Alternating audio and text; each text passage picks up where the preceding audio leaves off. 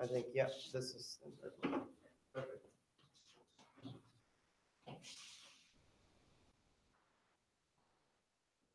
If you see a wing running around, draft them in here. Otherwise, it'll be fun. Yeah, I will. Can't forget my card.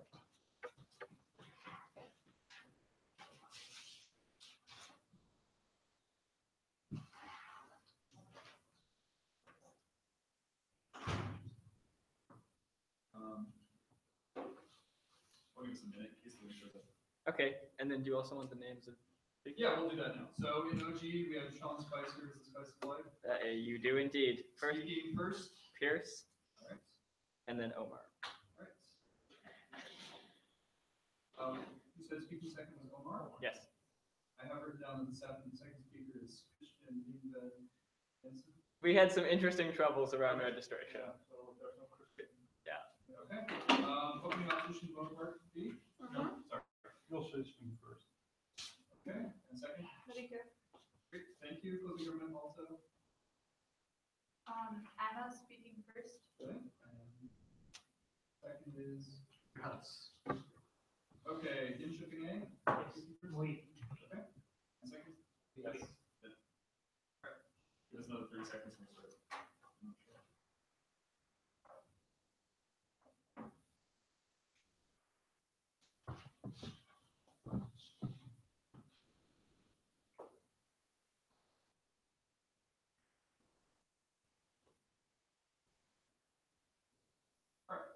We'll go for it. Call the Prime Minister to open the gates and send from the name. Here.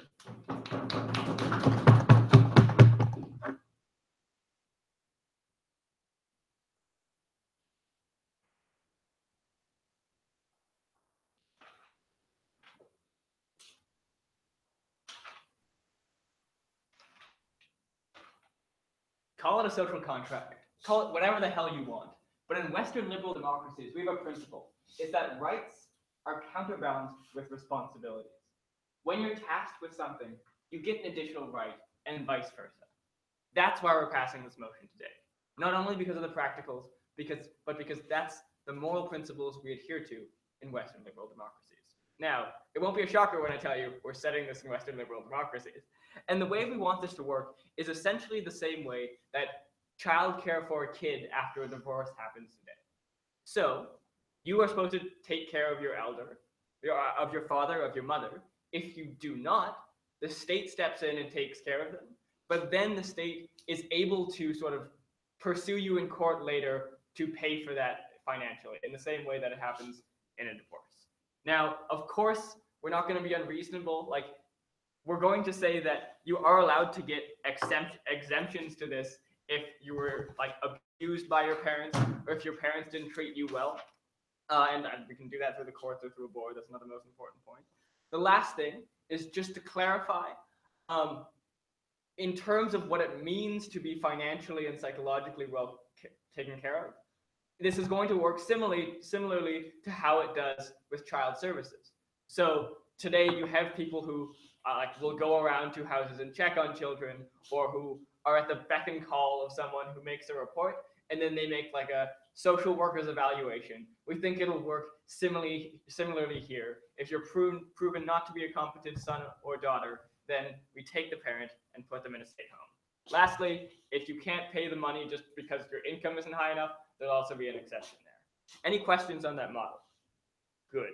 So I'm going to be bringing to you two things. One is why it's so much more effective as a parent, or to have a child taking care of the parent. The other is about rights and responsibilities. So the thing is, as a child, you have the right, essentially, to almost unconditional caring from your parent. And luckily for us in society, the vast majority of parents do that. The vast majority of parents love their children and will do anything for them. Now, there are those that don't, and we say that those that don't, we hold them accountable to that from the law. But what we say is then, as a child, you get a right. And in return for that right, we say you do not get it for free. We say at the end of the day, at some point, you do have to contribute something back in return. Because we think when your parent is responsible based on the norms of our society to love you unconditionally, to drive you to soccer practices at 6 a.m. every Sunday morning, to listen to you whine about everything, and to be understanding when you're yelling in the restaurant for like 2 hours because you didn't get the right toy you wanted. We expect a parent to go through all of that. But what we then say is that you as a child have gotten such a leniency there that you must repay it in some way. You must repay it to your parent by showing them, in a sec, I'll get to you, by showing them the same amount of love, by showing them the caring that they provided you. What was your point? How do you justify forcing this sort of social contract on someone who had no consent or choice in entering the social contract? I would say we force social contracts on everyone insofar as you like once you enter society as a whole, we also force law on you and taxes on you. Now, you didn't choose that, but we think it's legitimate to do so because it's in line with the morals of our society and because you get rights along with those responsibilities. So, right. What was I saying? Yes, right. So, clearly, there is a moral duty here. But in addition, I just want to talk about what elder care is like. Because elder care, I mean, very often today, it's sort of putting someone in a home and it seems making sure that they get sort of the nurse's care and the food and the housing. And we want it to change. Because as humans, our lives are not just about nursing care and like food. It's not just about the material factors we're getting. As storytelling animals, it's about the way we interpret them, and it's about the things that provide meaning to us. And one of the most important ways in which we interpret the world is our relationships to others. And so getting a meal from a nursing home worker is radically different from getting a meal from your child, because that meal from your child is embedded with the entire history and relationship you have with that person. And so what we understand is when you create a society in which people take care of their parents more, it creates a better environment for them in the end of their days. So they actually do get a certain sense of meaning ascribed to that. The other aspect of that is the way that, were you closing? Yeah. Okay. Do you guys want one? No. Okay. So the other way, no, I asked you. No, thanks. The other way that's important is because one of the most serious problems that people have in old age is psychological deterioration. You probably know it from your own grandparents, that when they reach 65, 70, it started to become more difficult for them to remember things or to know where they are. And that makes it infinitely more hard to care for these people. Because if you don't know their history, then a lot of what they're doing seems nonsensical or it seems like rambling. But there is a group that knows these seniors better than anyone else, and that's their own family.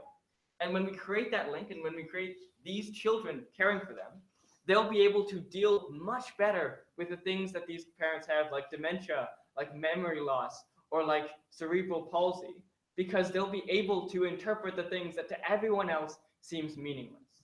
So at the end of the day, the vast majority of people already care for their elders. But for some, it just doesn't click like that. We think that for those people, they've been given such an amazing right to care in their childhood that they have to pay that back. And two, we think that for those people, if they did pay that back, it would be so much more meaningful to their parents and to the happiness of society as a whole if they were doing it in lieu of anyone else doing it. For that reason, we beg you to propose and take care of your parents. Thank you.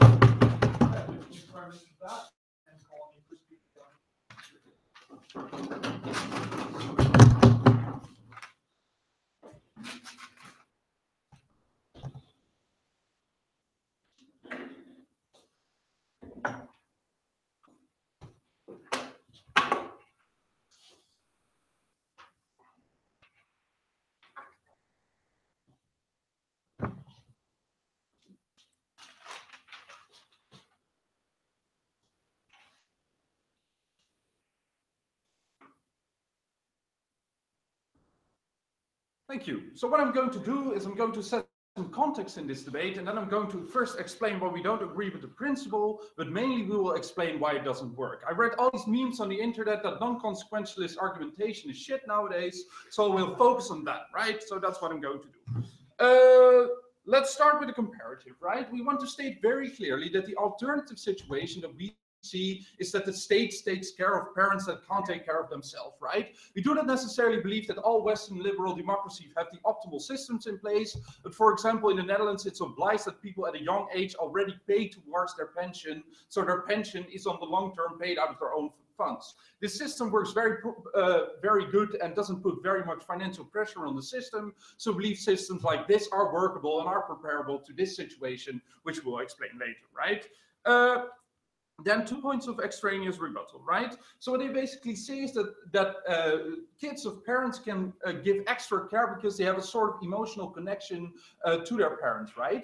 We believe indeed this thing adds to it the moment that it comes to minor things, right? A lot of elderly people are lonely. We believe that children can indeed are the best actors in order to counteract the loneliness of their parents, right? We do, however, believe that the moment that you put in place also a financial responsibility, a lot of people intertwine this psychological need of, well, I have to visit my mom once each week with the need in order to take financial care of her, which puts a lot of stress on the middle class families that I will talk about and other families as well, which might actually make this psychological care less well, right?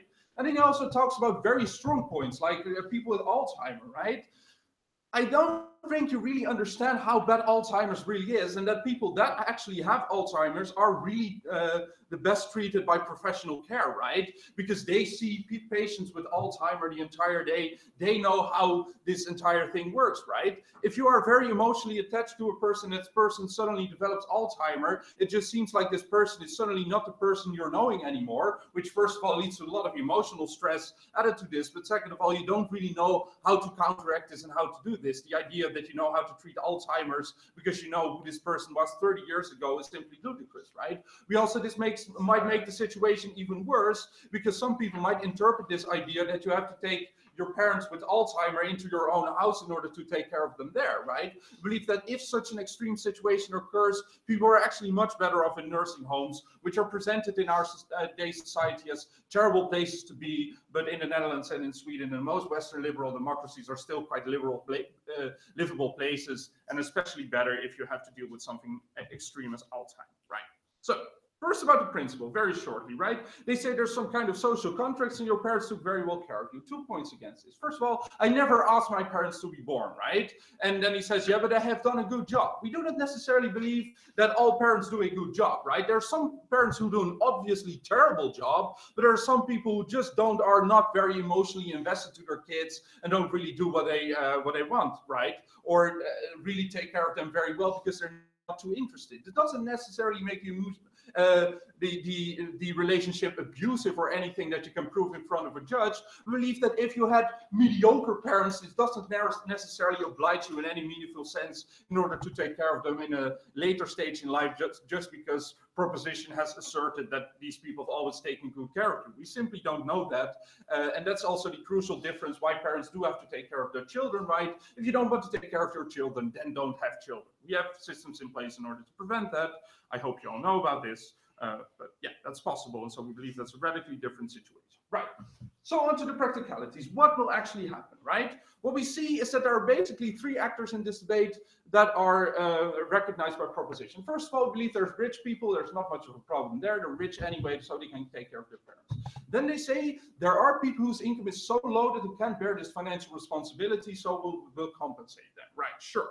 We, however, believe that for a lot of people, this compensation, and we call these the middle class families, right, are actually people that do earn enough money when they make certain decisions in order to take care of their parents, right? Take care of their parents, but don't have that much money that this will still meaningfully impact their lives in many different ways, right? I believe that giving them an extra burden into taking care of their parents is simply something that we don't want to see, right? A lot of parents that are from middle-class families, for example, want their children to go to a good university, so they make study funds for their children later on in life, right? The moment that these parents are faced with a decision, either financially take care of your parents or actually student loans in your the student fund that you're making for your children later in life, right? We believe that the moment that you threaten them with lawsuits if they don't take care of their parents, that is the situation that a lot of parents will not create these funds for their people for their children anymore. I believe this is generally bad because this means that a lot of children will not receive these funds anymore. But we also believe that this is a very unfair system in which rich people say advantage over middle class people because they simply can much easier take care of this financial responsibility, and this burden will fall very heavily on the middle class families. Yes. So what you're saying is, let's say my parents put those thousands and thousands of dollars into my education and paying back my student loans. Am I allowed to get up and walk out the door and never see them again without any repercussion? Well, yes, if there's a better system in place that takes care of your parents, yes, we believe they do, because that's the final point that I'm making here, right? Such a system is even more outrageous. First of all, this doesn't tackle the inequality, but it's even more outrageous because we have very workable alternatives in place. In Western liberal democracies and societies, we can take this financial burden on the parents, so we don't see why this motion is necessary anyway, right? Second of all, we also believe that there is a decision-making process and psychological processes that are involved the moment that money gets involved, right? I believe there's also three actors here, right? We simply believe that some people are so poor that they are trying to cut down on the actual welfare that their parents will receive because this cuts into other meaningful parts of their life, right? If they can make this student funds for their kids, some people might simply decide in order to sort of, what do you call it? Well, they don't give as much money to their parents as the state would have in a comparative situation. There's also mean kids that simply think, oh yeah, I don't really like my parents, so maybe I can skim down a little bit on the money I'm spending on them. And finally, there's also a lot of parents who might feel this responsibility because it directly comes out of the funds that they have, that are putting in their kids' daily life. So they might say, well, you don't have to spend that much money on me. I'm fine with less because I'm going to die anyway soon anyway. We believe that all parents should get the equal care that they all deserve. And we believe this is achievable in our current day situation. We do not believe that proposition improves this. So that's why you oppose today, I think.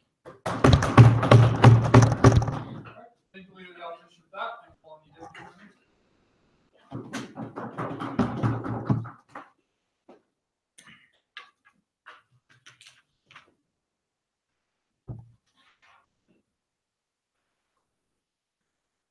So with this rebuttaling, we hear one main argument going against and being repeated, and that is that there's a segment from the society that are being forced onto this kind of unreasonable obligation, that there is an overburdening of families, of kids who don't necessarily find that they owe something to their parents. This is one of the arguments from the rebuttaling.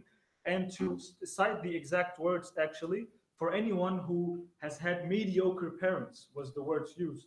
So what is a mediocre parent? That's my first question. Does a mediocre parent that has raised you, that has fed you from the moment you were born, and has ensured that you get an education, that you have comfort and that you have security in your life until you reach a point where you can stand on your own feet, is this under the umbrella of a mediocre parent? And if yes, does this exclude an obligation to give something back? Just because you're a mediocre parent, haven't you already done enough of giving to your parents? So I don't think that this is a reasonable label to put on anyone. A mediocre parent is still someone who has given you a lot. The next point I have is regarding the professional expertise. We'll get to in a minute. The professional expertise, it is said that there are personnel who are educated in dealing with Alzheimer's, which is maybe an overburdening of a kid or a son or a daughter, that she or he wouldn't be able to live up to that obligation. Well, Alzheimer's are requiring no matter who sits at the end of the table. But when you have a familiar relation, when you have an emotional relation, you also ensure that there is a continuing motivation at least. So a professional personnel could also stop caring, could also be overburdened, be overstressed. But when you have family that sits at the other side of the table, you at least have some motivation to keep going. So, and for the last thing about this forcing the segment of society, we don't force anyone. That's one of the points we had earlier. There are exemptions if you haven't been given anything as a kid, if you have been deprived of love, of anything in your upbringing, you could have exemptions, and there will be legal organs to deal with these things. So how do you quantify not having given any love or anything that you say? Of course, so we say that the majority are actually feeling a natural kind of obligation to take care of their parents. So it's actually the exception that we are talking about here. When does one have less love or less ensurement or less, when can one say that I have not been given enough to give back? That's the real question here, and not when you can quantify love. We say that the majority of society actually feels this is a natural thing, and that we have a little part of society who say this is overburdening. But we say by legalizing, you normalize things. You put family values back on the top priority of societies, and you actually make it a norm that throughout ages, throughout years and centuries, you will see it as a natural norm. So we're not actually proposing anything rash, anything radical, or anything revolutionizing here. We are going back to the nature of things. That before the welfare state, it was natural that when you get to an age where you can't take care of yourself, your kids will, the same as the kids were taken care of when they couldn't stand on their own feet. Yes. What is the actual problem that you two guys are trying to fix here?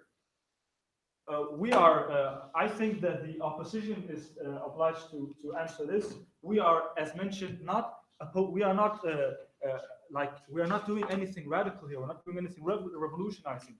We're going back to the nature of things.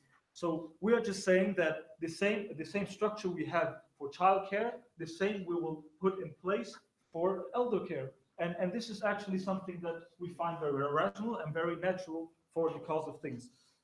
And as the last thing, this is, as mentioned by this previous point, this is just a manifestation of simple human rights. This is just one way of enacting human rights, that you have the opportunity to be taken care of, that you are secure, that you feel comfort by your upbringing.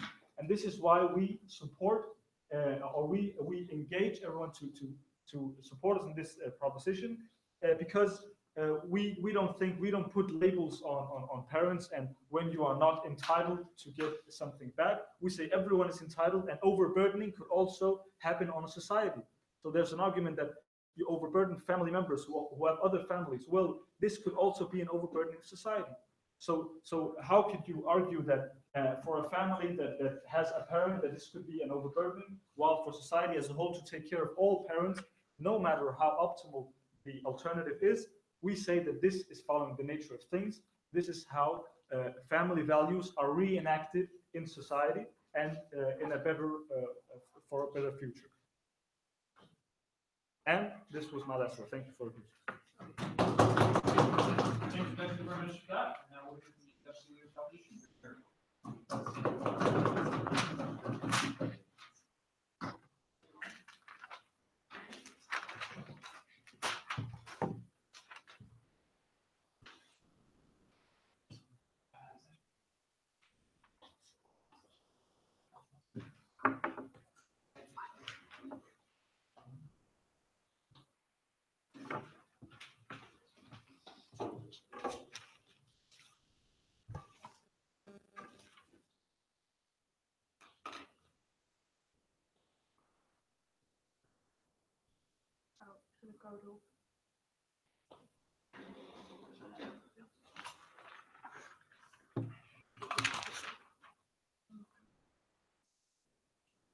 Okay.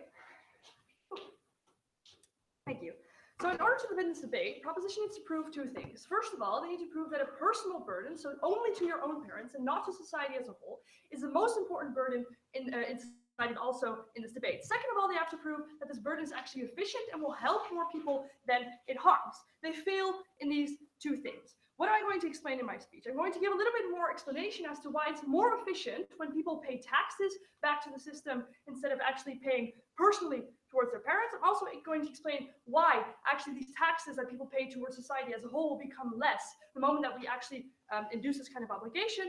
I'm going to explain a little bit more why it's unfair to burden these children with the kind of burden towards their parents personally, and why it would be more fair to actually burden society as a whole. And I'm going to do a bit of extraneous rebuttal. Okay, so what they basically say is, well, at the end of the day, your parents have given you a right as a state to be raised by your parents. And that means that at the end of the day, you have to contribute back to society, contribute back to your parents, because you have had the right to be raised by those parents. We say if society forces parents basically to take care of you, because parents, when you have a child, you basically have to take care of that child, otherwise you're being neglectful. We say the state gives the parents that responsibility. The contribution that you pay back should be towards the state, right? So we say that you should pay that contribution back in taxes. We also say that this is fair, right? Because we do progressive taxing in most Western liberal democracies, which means we tax the rich more than we do the middle class or the lower middle class, right? That means, for example, that in their side of the house, when you have a parent who is very sick or who needs a lot of medical care, you have to pay a lot more than, for example, when you have a parent that is perfectly healthy. We say the moment that that is true, that it is much fairer to put more burden on the richer people in order to take care of those sick people instead of putting the burden personally on a child, right? We also say that all of society, so all of these parents pay for your public schools, pay for your public health care, pay for a lot of things that you have as a child, right? Pay for example, the kind of money that you get when you're a child from the government, right? We say people, parents as a whole, and also people who aren't parents pay for this themselves, right? That means that we should be more fair to pay these back in taxes to society.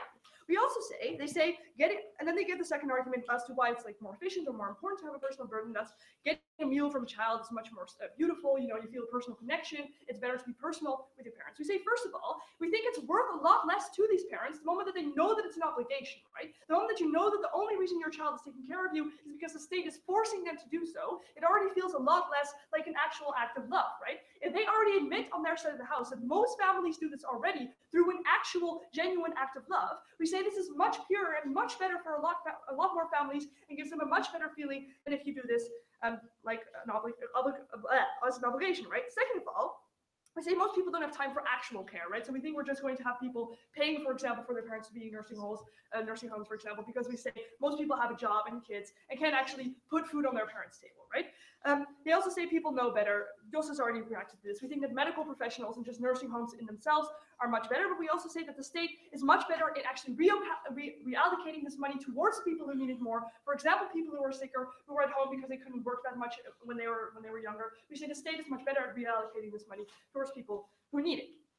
Okay, so what do we say? We say it's more efficient as well, right? We say everybody gets the same amount of good care on our side of the house instead of some people getting good care and some people getting less good care, right? We say the moment that you have a lower middle class family who can just about afford to take care of their parents and therefore don't get a compensation, we say they are much more likely to have worse care for their parents. For example, you have slightly less healthy meals, or you get more McDonald's on the table, or more like less calories, I don't know, something like that, or less money, for example, for good medicines. We say that it's very unfair the moment that happens on their side of the house. We say on our side of the house, because it's pretty much just progressive taxing, so the rich are taxed more than the poor, we say that the money gets really kind of reallocated to who it actually has to be reallocated to.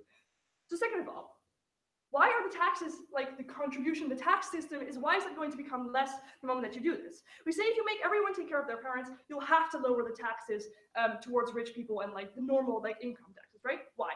We say, first of all, otherwise you're pretty much taxing people so much that we're pretty much going to live in a communist state, right? If you tax people so much and force them to take care of their own parents at the same time, they're basically not going to be able to afford any of those two things, right? That means that in order to be able to actually obligate somebody to take care of their own parents, you have to make some sort of room or some leeway, because otherwise you're going to have to give basically everybody a compensation, right? And obviously that would be a really dumb model. Second of all, we say public perception, right? The moment that there is a public perception that people are taking care of their own parents and every parent is being taken care of their child, there is much less need to actually raise taxes for people who are in need, right? The moment that you know that every parent is being taken care of individually, there's really much less need to actually raise taxes or have higher taxes in order to distribute that money towards older people, right? So we say that first of all, the people who are being taken care of get less money and get less unfair money, but second of all, the people, for example, who never had children in the first place, and remember, this is a pretty big group in the debate too, also end up getting less taxes, right? Because we say there are simply less taxes going around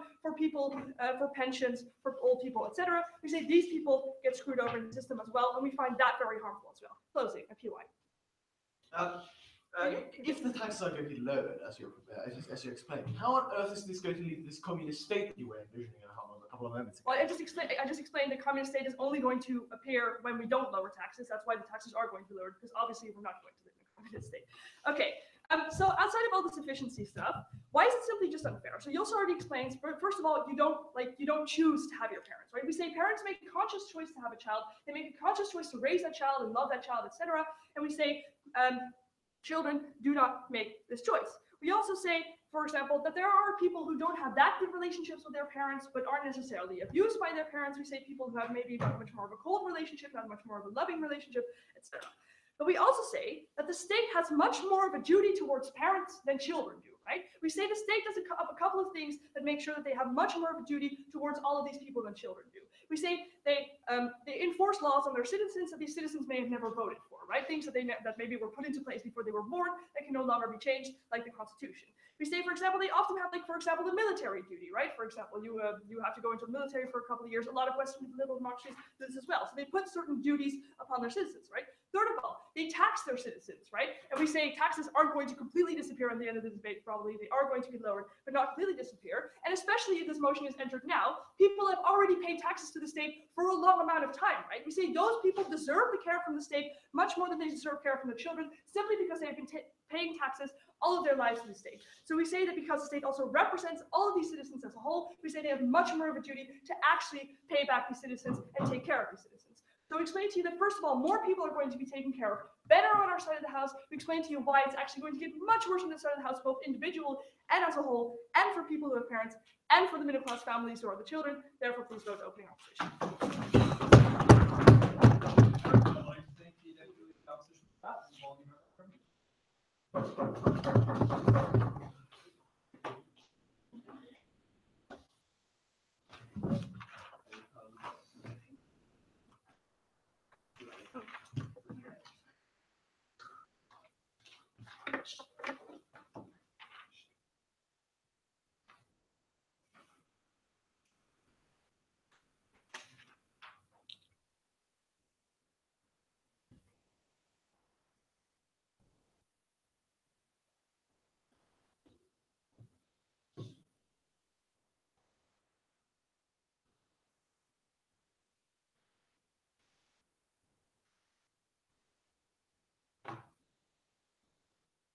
In an earlier answer to a POI, OO. Stated that the state should be taking care of parents instead of the kids if they have a better system in place. However, my speech is going to concentrate on attacking precisely that point and explaining why the state has failed to take care of these parents and therefore kids must do so. And the extension that we're going to bring to OG is like a vital comparison between state nursing homes and this filial responsibility. And the second point extension we have is firstly on really identifying what the problem is and on the kids, because so far we've just been talking about parents for all the time. One point of rebuttal, and the rest of my rebuttal will be integrated. So a point on like the financial stress that these kids would go through. So as stated already earlier, like those kids who would really be unable to pay for their parents and financially help them, there are support systems in place for that. Those like middle class families paying for their parents. Now, in the long run, they're not spending any more money than they would have otherwise, because it's a cycle, and you're gonna end up getting that same amount back when you're old and your kids are paying for you. It's a generational cycle, and yes, you're paying for your parents, but your kids are gonna pay for you. Okay, on to my first point then. Kind of really talking about what the problem is that we're facing right now. So we don't think that most kids are bad. What we think is that kids get caught up in work, they get caught up in life, they get caught up in kids, and they forget to see their parents. Life goes by very quickly, you just get disconnected, and soon enough you realize your parents have passed away and you have like huge regrets about not being there for your parents. Are afraid to ask, ashamed to ask for help. They may need like financial help, medication is costly their pension might not be enough. Now, OO says that state has a responsibility towards like its people. Even if they have that responsibility, the state has clearly failed to do its duty and take care of these elderly people, because there's reports coming out all the time in like newspapers of like elderly people not being taken care of well in these state nursing homes. They aren't being fed enough, they aren't being bathed, they don't get time outside, they're not being treated well because the resources are so small that they have, and the kids have no idea what's going on in these nursing homes anyway. So clearly the state has failed, and we must take action. And these kids who have a personal stake in helping their parents is the best answer, because they care. I'll take closing. But if the parents or kids doesn't know about the parents' situation, why would they know better about the parents' situation if they work directly? Okay, yeah. Okay, so if you're legally obligated to filial responsibility, you're inherently going to know more about what's going on in your parents' life, because you're going to be talking to them all the time. You know, even if, like, you have to talk to them all the time in order to carry this sort of filial responsibility. Whereas in like the status quo, you could just go weeks, months, years without talking to your parents, because life just sort of sucks you into that cycle, and you forget about that. Now, like OO says that it's not love if you do it out of obligation, but like, it's like I said, most people just get caught up. Most kids just get caught up in life that they have. They don't like necessarily love their parents any less. They just need that reminder.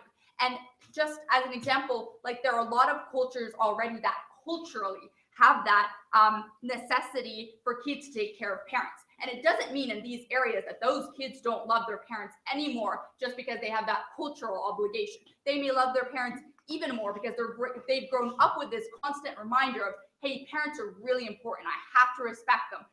I must take care of them. They grow up with that respect, and that's something that could happen. Okay, second point, like, I kind of talked about this already, but like, on the welfare of the parents. So like, if we're comparing like a state nursing home, because your kid's taking like a personal stance, giving you like financial aid, maybe helping you even to like get into like a private nursing home that would have better nurses, better able to take care of you, better able to make those last years of your life really meaningful. That is a better quality of life for these parents, and the state cannot give that because it has so far been unable to do that. So if the choice, what they're supporting is status quo, where parents are being neglected in these state nursing homes, whereas what we want is for these kids to take responsibility and make sure that these parents have a better quality of life. Then lastly, quickly on the kids. So kids are important because they are the future. They're going to be, like, let's face it, around longer than the parents are. We have to care about them. So like, for the sake of the kids, like, connection with your parents is incredibly important for your emotional, like, well-being, because like, soon enough you realize your parents have passed away and you feel this huge like emotional trauma and guilt and really sad. Now, if you were to spend more time with your parents, and this filial responsibility would sort of lead you to do that because you have to feel that responsibility, you spend that time with them. So there you get to connect with your parents. You get that like emotional connection that you crave that's good for these kids. And like, even if they're not that close to their parents, at least there's some sort of a more connection, more understanding between them. And there's a sense of accomplishment when these kids realize that they're really helping their parents. They realize what's going on. They're connected. Parents are like a hugely important part of these kids' life. And this filial responsibility is a like physical reminder there that they need to remember those parents and not just like get sucked up into like a cycle of life that makes them forget about what's most important. So basically what we brought to you is a comparative that we think it's better that these kids are taking care of parents than the state and the state has failed to do so. And in addition to that, we are ensuring that these parents have a better quality of life for the end of their life, and that these kids feel more connected, feel more accomplished when they're doing something tangible for their parents, and they don't have to feel this like huge sorrow and guilt when their parents pass away and they realize that they've done like so much wrong in their lives to them. Thank you.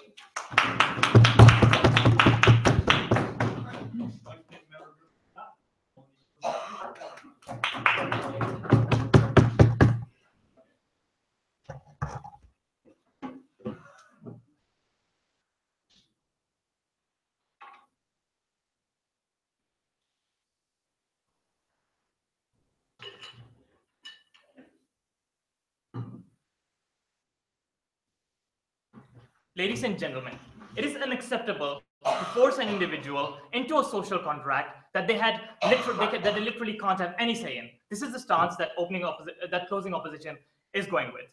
I'm going to do three things in my speech today.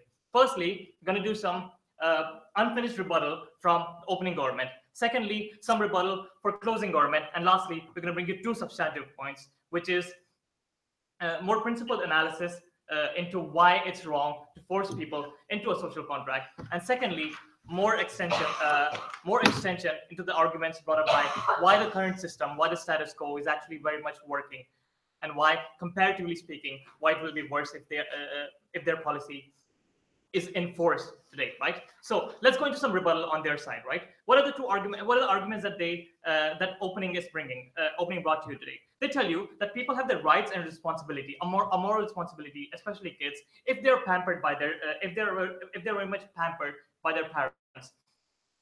Yeah, sure. So at some instances, the kids are very much pampered. At some instances, they are not, right?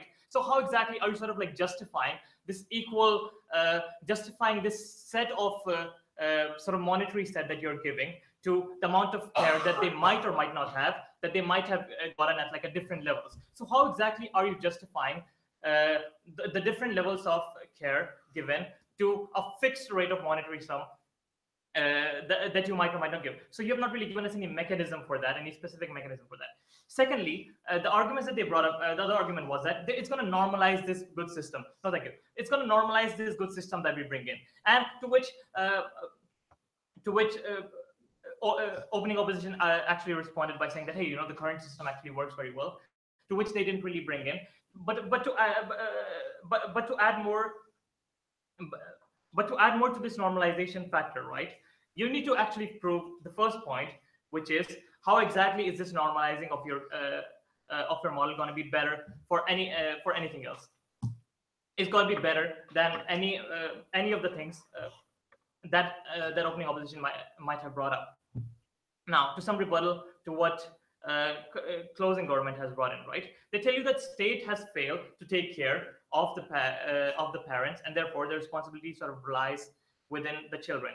First of all, the only analysis that they gave you when it comes to state has failed is that in some nursing homes, some reports that you hear might or might not have happened, and some people might have sort of like there was some misdemeanor. We tell you that this is not sufficient analysis. There is no link between state's failure and some person's sort of misdemeanor that might or might not have happened, as you say, right? But even if no, thank you.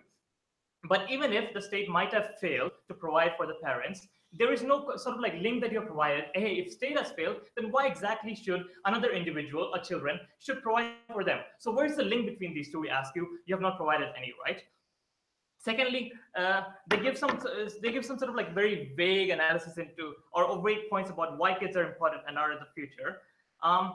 We tell you that this is sort of like very irrelevant to the debate because the debate sort of forces on the stakeholders of, hey, the parents itself and the kids, and what exactly will enforcing this policy will be better or will not enforcing will be better.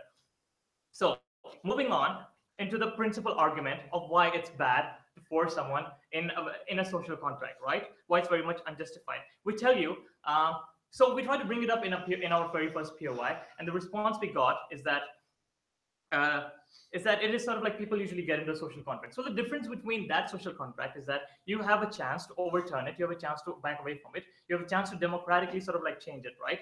In this one, yes. So I told you that people are responsible for paying taxes and not murdering other people, regardless of choice. You're telling me that through democracy, we can decide not to pay taxes and allow people to murder each other. We tell you that those are really sort of like a fringe analogies that you're bringing that are not really sort of like relevant to this part of the course. even if we tell you that these are sort of like not really relevant here, right? So the principal justification we're telling you is that in any other social contract, you actually have a choice.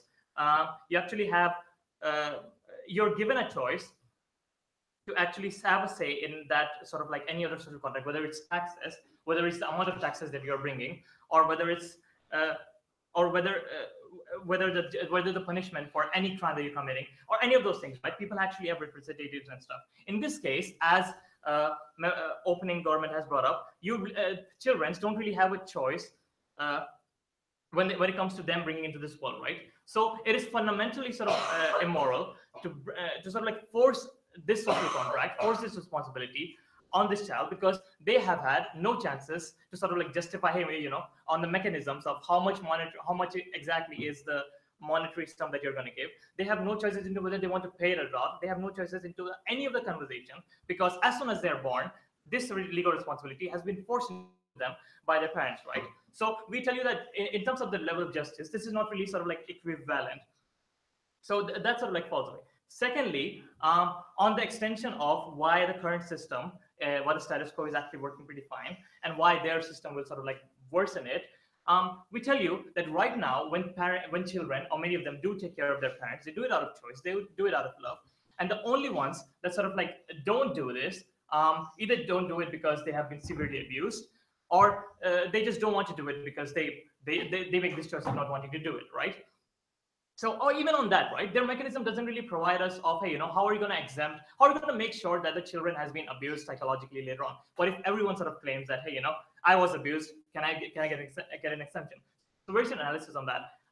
But even if sort of like they had provided analysis on this, we tell you that when you're doing these things out of love, it is much more sort of efficient in taking care of these old parents that sort of like need this monetary as well as mental health in many instances. It is much better than someone like forcing them to do it, because at that point all you're getting is the money, right? And they've already opening has already provided you with extensions of why sort of as far as the state is concerned is actually working pretty fine, monetarily speaking. But on principle as well, you're sort of worsening the situations for parents, for the kids, for all the stakeholders by enforcing this unjustified and immoral burden. That's why we are proud to oppose this motion. Thank you.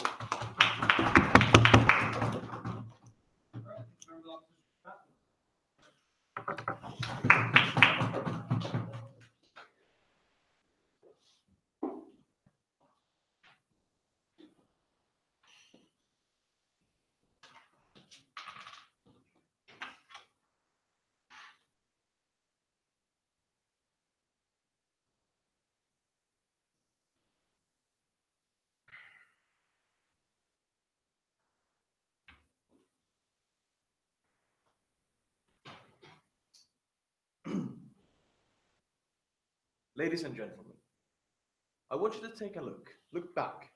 When did you last visit your parents? How long ago was it? Are you proud of your answer? If you are, then fantastic. However, unfortunately for the rest of us, we have to accept that many times we don't find the time to give these people who gave us our lives, who brought us up, who stood with us when we were developing, the time that they deserve. But let me first quickly point out that this idea of this being a social contract you have no say in is frankly false, given how the government case was set up, where there are appeal procedures where you can, through judicial action, take yourself out of this. However, at the same time, I would like to remind you that if you do that, you are basically severing your ties with your parents. And if there are grounds for that, then that's what happens. Fine. However, in the majority of cases, when we look at what our parents did to us, we feel that it is right that we follow the law there, and it is right that we are not going to start this judicial battle to get rid of those obligations. So in that sense, we maintain the basic principle mechanism of the majority of children helping their parents, both in terms of direct financial transactions, but also by visiting them more often and giving them more direct material help because you like your parents. Okay, so now let's just accept that what we are essentially doing here. But before I do, go ahead. So we explained to you that most middle-class families have less to spend on their parents than the state does, right? So you're not going to make these nursing homes better. If you only care about the connection, why not just make visiting like obligatory a few times a week instead of actually paying money for them?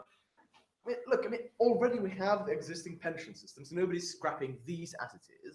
And as such, there's only when there is a shortfall in that system, only in those cases where the government is failing, does this motion in actuality give much of this, the financial part won't really come into action unless the state has already failed, thereby meaning that it by definition has. But let's get back to what we are in practice doing. What is this motion about? And it is fundamentally about investing more in our elderly and specifically believing that it is best to do it through this filial contract, this filial obligation, rather than simply an increase in state expenditure. Why do we believe this? Well, I think there are two main sides to that. First, it helps connect children and parents. And as I said, obligatory isn't making it any less valuable because you are choosing not to wriggle yourself out of it. That is plenty there.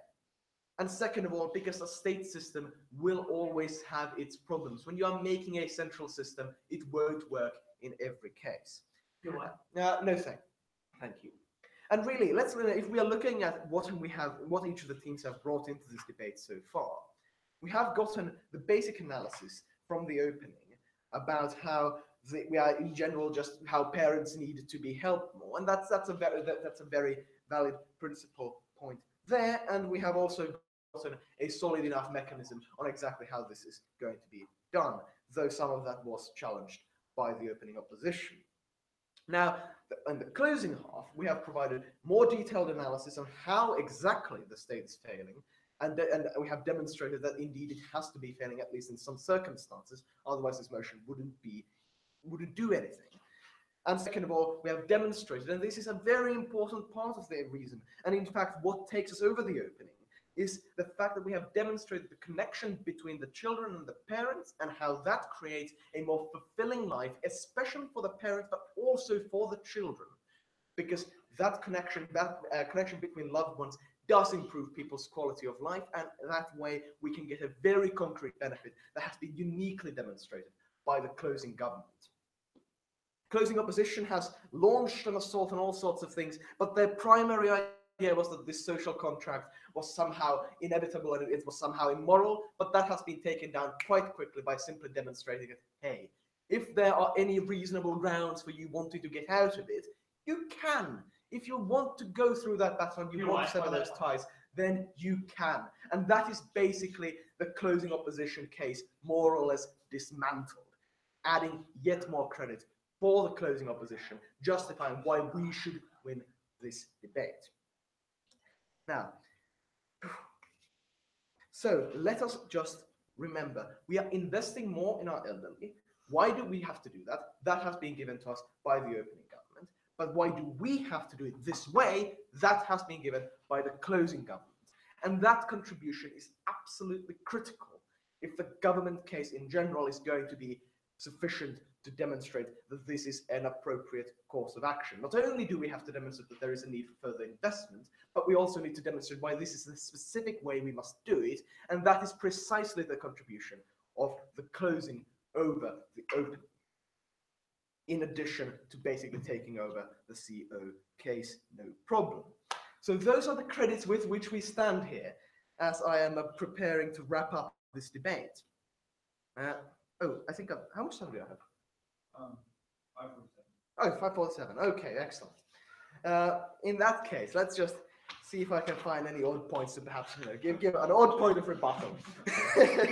I guess I could say that we were the only team that didn't pepper the entire case with the word "right" every 20 seconds, which I think is a pleasant thing to do.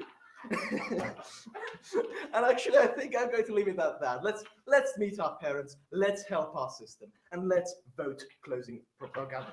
Thank you for that. On the opposition,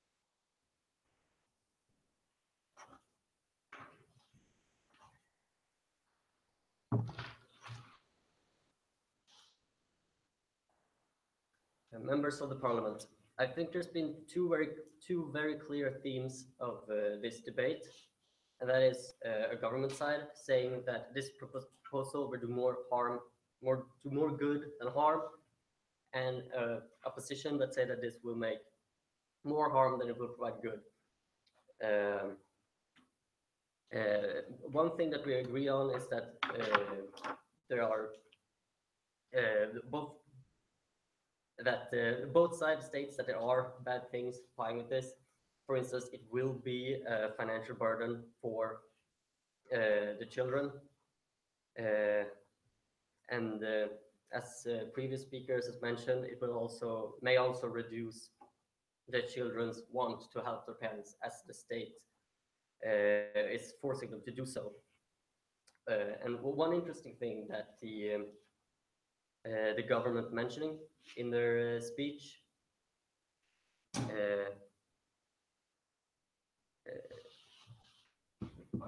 yes.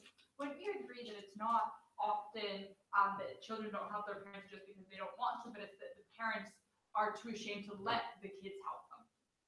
I think that if a parent wants financial support from their children, or if they want the type of support that they get from the government from their children, they have at least if they are proper parents, good parents, parents who care for their children, they would be able to raise their kids so that the children will want to financially support them.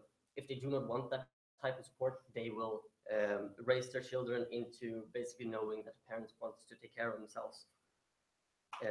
So no, I do not think that would be a problem. But the government also at one point mentions that this is a zero-sum game where the children that once pay for the parents one day will be paid by their own children, and so that kind of shows that the game is pretty pointless, because instead of then investing in your parents so that your children can invest in you, is it better than for those people that are investing in their parents might as well place it in a fund or in a savings account and then decide for themselves how much money they want to save for their future, and not force their future children into make that decision instead. There's also been many claims of how the tax system doesn't work, that there's bad elder homes for the elders, and that the government doesn't take care of the elderly properly. But there's not much explanation to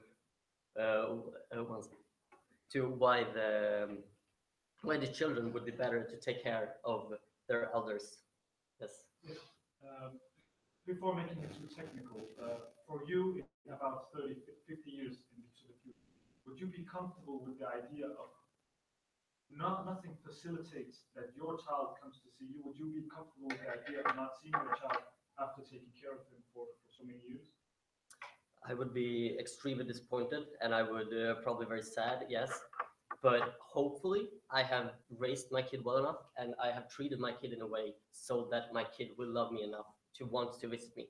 If my own child do not wish to visit me, I don't want the government to force him to visit me just to check out on my financial stability. I want him to do that out of love, because I have loved him and I have given him a proper upbringing and in a safe, secure environment.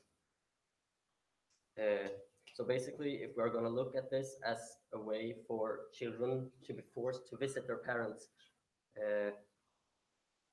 then, as our previous speakers mentioned, we might as well enforce a law that forced them to visit their parents, and not putting it into not making it a financial matter.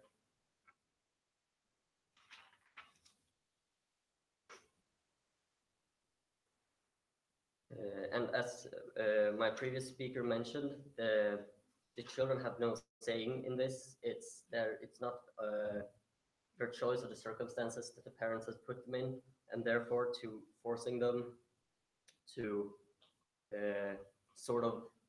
or forcing the children or the government to make the children pay for their parents and for how they're going to live, that seems like a very big burden for a human being. And those are no. And those are my main reasons to why I'm proud to oppose this law.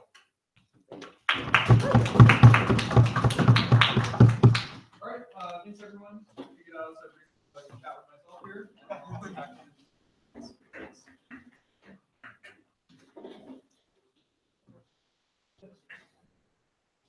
And how you feel about it?